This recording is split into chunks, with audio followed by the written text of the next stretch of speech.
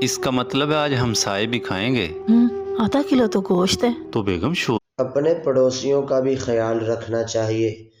نبی رحمت صلی اللہ علیہ وسلم نے فرمایا، جب تم ہنڈیا بنانے لگو تو ہنڈیا میں پانی زیادہ ڈال لو، شوربہ زیادہ بناؤ اور اپنے پڑوسیوں کو بھی بھیجو۔ آج ہم اس سنت سے محروم ہوتے جا رہے ہیں۔ بہت کم لوگ ہیں جو نبی رحمت صلی اللہ علیہ وسلم کے اس طریقے کو اپناتے ہیں۔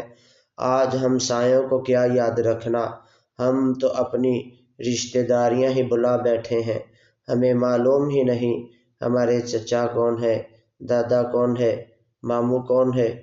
ہم کسی کے ساتھ اچھا سلوک نہیں کرتے۔ بائی کو اچھا نہیں سمجھتا تو غیروں کو کیا اچھا سمجھیں گے۔ ہمیں اسلام تو ہے پاکستان میں، لیکن مسلمان بہت کم ہے۔